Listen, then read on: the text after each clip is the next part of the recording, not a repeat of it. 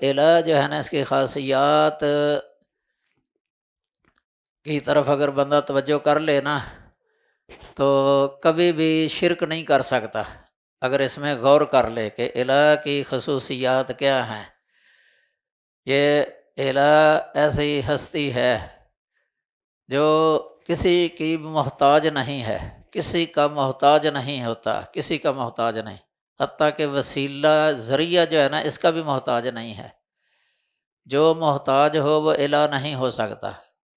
اب سارے لوگ جو ہے نا وسائل اور ذرائع کے محتاج ہوتے ہیں، اگر کسی کی مدد بھی کرنی ہو نا کوئی ذریعہ تلاش کرتے ہیں مدد کرنے کا، کوئی آلہ وغیرہ جس کے ذریعے مدد کی جاتی ہے، مال کے ذریعے مدد ہوگی یا کسی اوزار کے ذریعے کسی اسلحے کے ساتھ مدد ہوگی مثلاً، حتیٰ کہ جہاد بھی اگر کرنا ہے نا تو اسلحے کی پھر بھی ضرورت ہے، کوئی نہ کوئی وسیلہ ذریعہ اس کے محتاج ہیں، سبھی محتاج ہیں، لیکن الہ وہ کسی کا محتاج نہیں ہوتا۔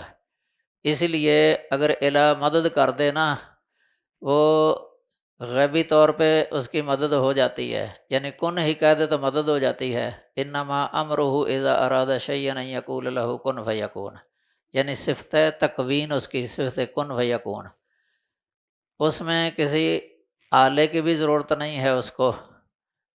تو یہ الہ کی خاصیات میں آتا ہے۔ کسی کو اگر عذاب دیتا ہے تو امر ہی ہو جاتا ہے، تو مراد پوری ہو جاتی ہے۔ انما امرہ اذا اراد شیئا ان یقول لہ کن فیکون۔ یہودیوں سے کہا تھا کونوا قردۃ خاسئین، وہ بندر بن گئے۔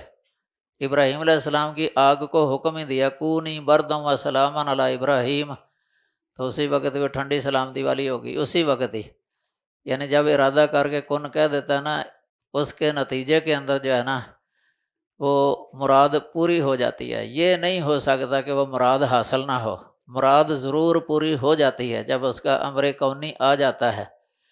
تو یہ ہے۔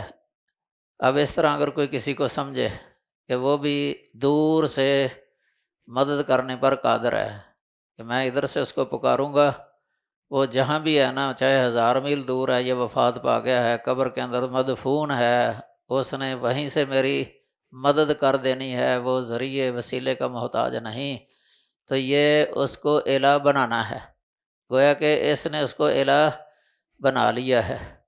الہ کی خاصیات میں سے یہ بھی ہے کہ وہ عالم الغیب و شہادہ ہو، یہ صفت ہو، اس طرح وہ علی کل شیء قدیر ہو، یہ الہ کی خاصیات میں ہے کہ ہر شے پر کمال قدرت رکھنے والا ہو، ہر آواز کو سننے والا ہو، ہر آواز کو سننے والا، ہر شے کو دیکھنے والا، ہر شے کو جاننے والا، ہر شے پر تصرف رکھنے والا، ہر وقت ازلی ابدی طور پہ۔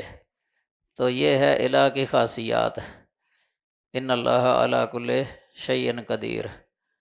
تو یہ آپ یاد رکھیں کہ صحابہ کرام جو ہے نا وہ اسی عقیدے پر تھے۔